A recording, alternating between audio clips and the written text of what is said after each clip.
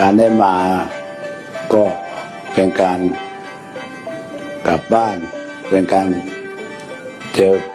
เพื่อนเก่าและกระชับมิตรอย่างน่าชื่นใจที่สุด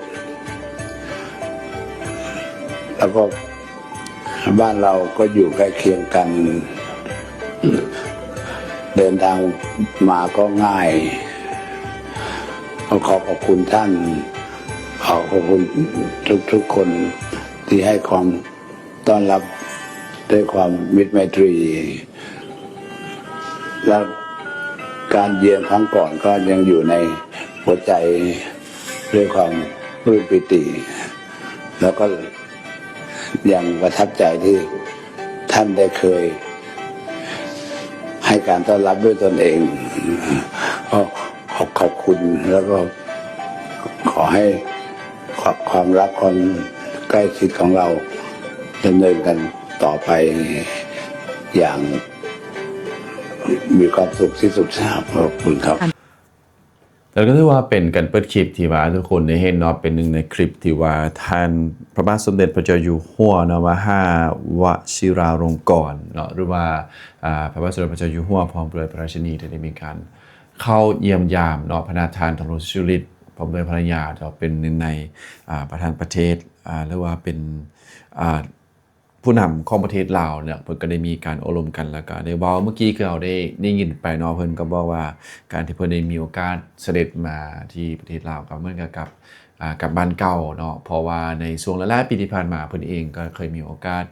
มาที่ประเทศลาวแล้วก็ตอนนั้นก็ยังคงได้รับการต้อนรับโดยทางพระนาถานทรุสุริตกันอยู่แล้วก็มาในครั้งนี้ก็ยังคงเป็นทางพระนาถานทรุสุริตที่ว่าได้ให้การต้อนรับเนาะเพิ่นก็เลยรู้สึกว่าประทับใจหลายเนาะเหมือนกับมาประเทศลาวได้กลับมาเจอกับเพื่อนเก่าว่าซั่นซะเนาะฉะนั้นแล้วซึ่งว่าเป็นหนึ่งในภาพปรากฏการณ์ประวัติศาสตร์ที่ว่าเฮ็ดให้คนลาวแล้วก็คนไทยรู้สึกภูมิใจแล้วก็รู้สึกได้เห็นว่าโอ้ประเทศลาวแล้วก็ประเทศไทยได้มีความผูกพันกันแน่นแฟนพวกมิตรไมตรีกันมาแต่โดนนานเนาะโดยเฉพาะก็แม่นเรื่องของทางพระมหากษัตริย์เนาะที่ว่ายามได้ก็ได้มีการเสด็จมาที่ประเทศลาวแล้วก็ได้มีหลายอย่างเนาะที่ได้เข้ามาอาจจะเป็นโครงการเนก็ดีนะเข้ามาช่วยเหลือหรือว่าจะเป็นการร่วมมือกันหลายอย่างหลายด้านนั่นเองเนาะแต่ว่าสิ่งหนึ่งที่ไว้ให้หลายๆคนรู้สึกว่าวิเศษแล้วก็ได้เห็นถึงความสามารถของทางพระบาทสมเด็จพระเจ้าอยู่หัวนั่นก็คือการที่ว่าเพิ่นเสด็จมาประเทศลาวแล้วเพิ่นได้มีการทรงในการที่ว่าขับเครื่องบินมาเองนะสำหรับทุกคนเนาะซึ่งผมคิดว่าน่าจะเป็นพระองค์เดียวในโลกหรือบ่เนาะที่ว่าเดินทางโดยการที่ว่าขับเครื่องบินมาเองในการมาเยี่ยมยามประเทศบ้านไกลเฮือนเคียงกันแบบนี้นั่นเองเนาะเสร็จแล้วเมื่อได้เห็นภาพนี้ออกไปแล้วก็ให้หลายๆคนเนาะโดยเฉพาะคนลาวเองก็รู้สึกว่าโอ้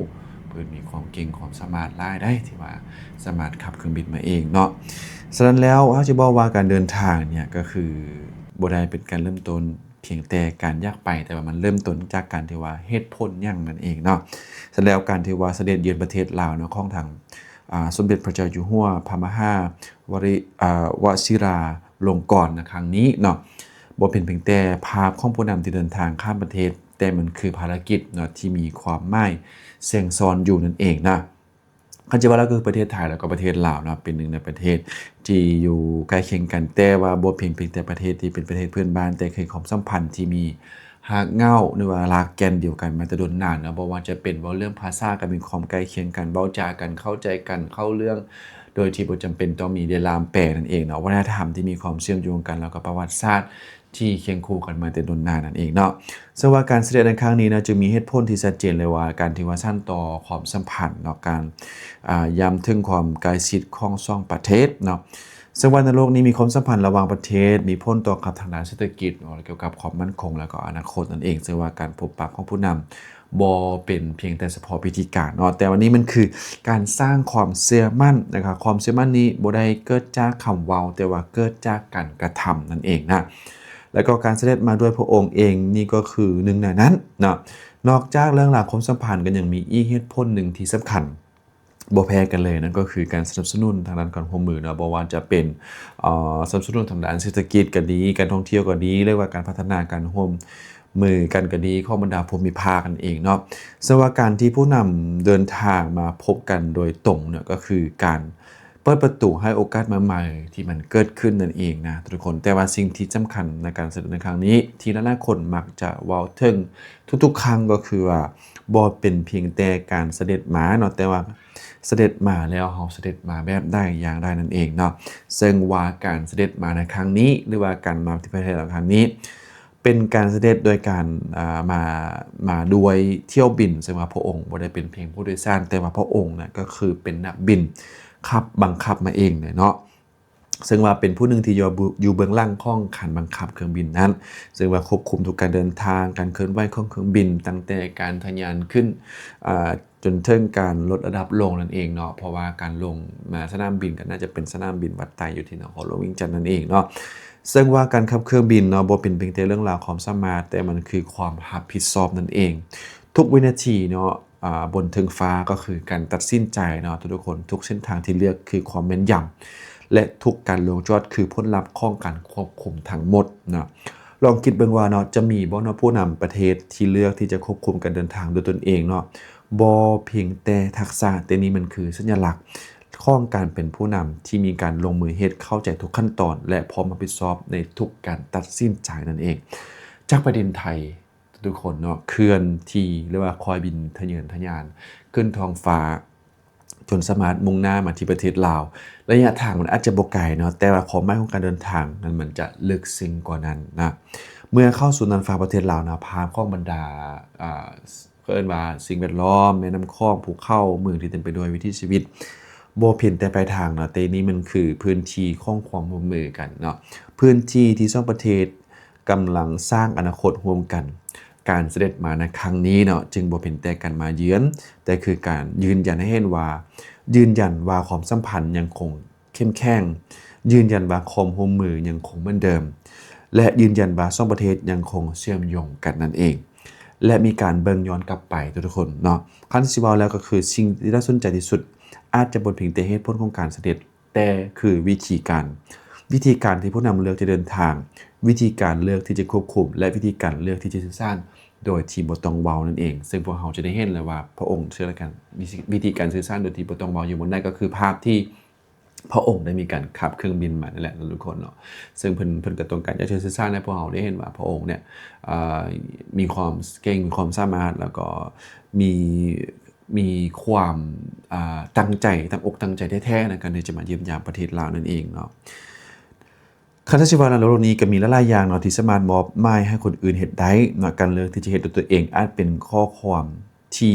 ทรงพลังที่สุดเนาะพอสุดท้ายแล้วเนาะการเสด็จเยือนในครั้งนี้บ่ได้มีแต่จุดหมายแต่นี่มันคือทางเหตุผลความหมายและวิธีการความร่วมมือกันเป็นเรื่องราวเดียวนั่นเองเนาะฉะนั้นแล้วบางครั้งสิ่งที่สำคัญที่สุดของการเดินทางบ่ได้เป็นเพียงแต่เฮาจะไปไสเนาะแต่ว่าคือการที่เฮาเลือกว่าเป็นหยังเฮาต้องไปและเฮาเลือกไปแบบใดนั่นเองฉะนั้นทุกการเดินทางจึงล้วนแล้วแต่มีความหมายและก็ความสำคัญมีเรื่องราวอยู่ในตัวของมันนั่นเองนะทุกคนเนาะซึ่งหลายๆคนก็อาจจะต้องการอยากจะรู้ว่าโอ้เราเป็นอย่างทางพระบาทสมเด็จพระเจ้าอยู่หัวมหา